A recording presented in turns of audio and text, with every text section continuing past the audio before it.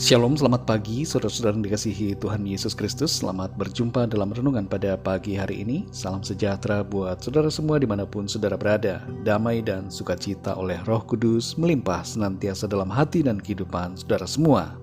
Sebelum kita mendengarkan renungan firman Tuhan, mari sama-sama kita berdoa. Bapa kami yang di sorga, Bapa dalam nama Tuhan Yesus Kristus, Bapa yang penuh kasih dan sungguh sangat baik, kami mengucap syukur untuk pertolongan Tuhan, penyertaan dan perlindungan-Mu dari malam hingga pagi hari ini. Kembali kami boleh bangun dengan kekuatan, kesehatan dan berkat-berkat Tuhan. Pada saat ini sebelum kami memulai aktivitas kami rindu untuk diperlengkapi dengan firman-Mu. Berkatilah kami ya Tuhan, jamah hati kami supaya kami dapat mengerti akan kebenaran firman-Mu. Dalam nama Tuhan Yesus kami berdoa. Haleluya. Amin. Saudara yang dikasihi Tuhan, nats Alkitab kita pada saat ini terdapat dalam kitab Yosua pasal 6 ayat 1-27. Saudara dapat membacanya secara pribadi kemudian melanjutkan renungan ini. Saya akan membacakan Yosua 6 ayat yang ke-14. Tertulis demikian. Demikianlah pada hari kedua mereka mengelilingi kota itu sekali saja, lalu pulang ke tempat perkemahan. Dan begitulah dilakukan mereka 6 hari lamanya. Saudara yang dikasihi Tuhan, kita masing-masing punya pikiran sendiri. Dan dengan pikiran itu kita membuat rencana-rencana. Saat kita membawa pergumulan kita kepada Tuhan dalam doa, kita cenderung juga membawa ide dan rencana kita yang kita pikirkan untuk menjadi pilihan Tuhan. Ketika berdoa, kita sering kali menjadi seperti seorang yang membawa sebuah proposal dan minta tanda tangan persetujuan dari Tuhan. Padahal seharusnya kita lebih tunduk dan mencari tahu apa yang menjadi rencana Tuhan bagi kita. Semakin lama kita berjalan bersama Tuhan, semakin kita akan mengerti bahwa cara kita bukanlah cara Tuhan bekerja. Tuhan selalu punya cara, tapi tidak semua cara punya Tuhan.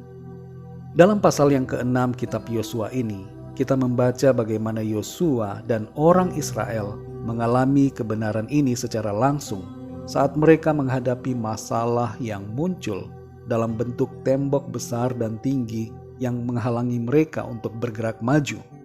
Ketika mereka berkeliling tembok Yeriko yang menjulang, mungkin ada di antara mereka yang bertanya-tanya, untuk apa kita keliling-keliling tembok ini? Di antara mereka pasti ada yang mempunyai ide dan strategi cara untuk menembus tembok Yeriko. Tapi sekali lagi di sini kita mengerti bahwa cara kita bukanlah caranya Tuhan. Tuhan tidak membutuhkan pendapat siapapun. Ia tidak perlu berkonsultasi dengan manusia untuk mengerjakan apa yang Dia rancangkan. Yosua dalam hal ini bertindak tepat. Ia taat kepada firman Tuhan dan dia meminta kepatuhan seluruh bangsanya secara penuh kepada apa yang Tuhan perintahkan, yaitu supaya mereka taat dalam menghadapi rencana yang tidak masuk akal bagi pikiran rasional mereka. Yang Tuhan ingin mereka lakukan hanyalah berbaris dan berjalan. Selama 6 hari berturut-turut, mereka harus berbaris dan berjalan mengelilingi tembok Yeriko. Kemudian pada hari yang ke-7 mereka harus berjalan keliling 7 kali.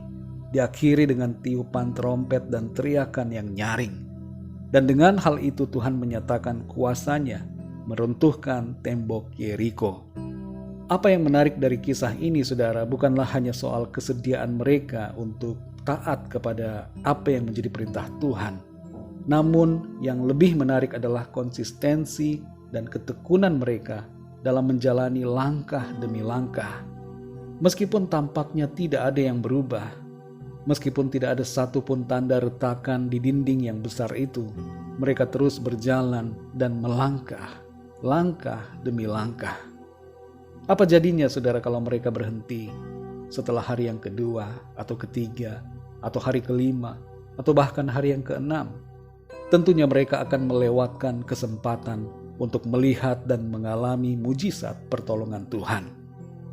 Saudara yang dikasihi Tuhan, memang tidak mudah untuk terus berjalan ketika tidak ada bukti bahwa situasi kita berubah. Sulit rasanya untuk terus melangkah ketika kita tidak melihat Tuhan bergerak seperti yang kita pikirkan. Terkadang rasanya sangat sulit untuk percaya bahwa Tuhan sedang bekerja di balik semua keadaan. Namun dalam keadaan yang seperti ini, saudara, Tuhan mau agar kita melangkah dengan ketaatan dalam caranya, bukan dengan cara kita. Melangkahlah dengan iman, bukan dengan melihat. Berpeganglah teguh pada firman Tuhan dan percayalah pada janji-janjinya. Kemenangan kita tidak pernah bergantung pada kemampuan atau rencana kita, tapi itu semata-mata bergantung pada ketaatan penuh kepada Tuhan. Saudara yang dikasihi Tuhan, apapun situasi yang saat ini sedang saudara hadapi, tetaplah percaya dan berjalanlah langkah demi langkah dalam iman. Kita tidak perlu mengerti mengapa cara Tuhan begini atau begitu, tapi kita harus tetap memilih untuk melangkah dengan taat dan setia. Jangan sampai kita berhenti dan gagal meraih kemenangan kita bersama Tuhan. Percayalah bahwa Tuhan sedang mengerjakan sesuatu. Dia hadir dalam hidup kita. Rencananya sempurna dan Dia tetap dapat kita andalkan.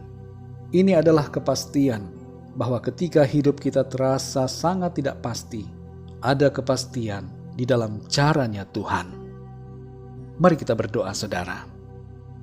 Bapa kami yang di sorga, Bapa, dalam nama Tuhan Yesus Kristus, kami mengucap syukur untuk firman-Mu yang sudah kami dengar, yang mengajar kami untuk kami berjalan dalam ketaatan sesuai dengan cara dan rencana-Mu, Tuhan. Kami mengakui bahwa terkadang kami merasa putus asa ketika kami tidak melihat hasil langsung dari langkah ketaatan kami. Tapi kami bersyukur untuk firman-Mu yang telah mengingatkan kami hari ini, bahwa hanya karena kami tidak dapat melihat Tuhan bekerja, itu tidak berarti bahwa Engkau tidak bekerja. Justru Engkau, Tuhan, selalu bekerja dalam segala perkara untuk mendatangkan kebaikan bagi kami. Terima kasih Tuhan untuk rencana-Mu yang baik bagi hidup kami. Dan terima kasih karena Engkau selalu memimpin kami menuju kemenangan. Tolong kami ya Tuhan, untuk kami dapat berjalan dengan iman, bukan dengan penglihatan jasmani kami. Hari demi hari, kami mau berjalan selangkah demi selangkah dalam rencana-Mu, bukan dengan jalan, cara ataupun rencana kami. Terima kasih Tuhan. Pimpin kami di sepanjang hari ini dalam segala aktivitas kami. Berkatilah apa yang kami lakukan, dan biarlah semuanya itu menyenangkan hati Tuhan. Kami berdoa bagi yang sedang dalam pergumulan, sakit penyakit, persoalan. Kami percaya bahwa Tuhan memberikan kemenangan, Tuhan memberikan kesembuhan, yang susah Tuhan hiburkan, yang terikat terbelenggu dosa dan kuasa kegelapan Tuhan lepaskan dan berikan kemenangan. Ada sukacita, damai sejahtera, dan pertolongan yang Tuhan selalu sediakan bagi kami. Terima kasih Bapa, kami bersyukur dalam nama Tuhan Yesus Kristus, Tuhan dan Juru Selamat kami berdoa. Haleluya. Mari sama-sama kita berdoa doa Bapa kami. Bapa kami yang di sorga, dikuduskanlah nama-Mu, datanglah kerajaan-Mu, jadilah kehendak-Mu di bumi seperti di sorga. Berikanlah kami pada hari ini makanan kami yang secukupnya. Dan ampunilah kami akan kesalahan kami, seperti kami pun mengampuni orang yang bersalah kepada kami. Dan janganlah membawa kami ke dalam pencobaan, tetapi lepaskanlah kami daripada yang jahat. Karena Engkaulah yang mempunyai kerajaan dan kuasa dan kemuliaan sampai selama-lamanya. Amin. Terimalah berkat Tuhan. Tuhan memberkati engkau dan melindungi engkau. Tuhan menyinari engkau dengan wajah-Nya dan memberikan kasih karunia. Tuhan menghadapkan wajah-Nya kepadamu dan memberikan damai sejahtera. Berkat anugerah dari Bapa Surgawi, cinta kasih karunia dari Tuhan Yesus Kristus, dalam persekutuan dan penghiburan Roh Kudus, menyertai kita semua sekarang ini dan sampai selama-lamanya. Dalam berkat nama Tuhan Yesus Kristus. Haleluya. Amin.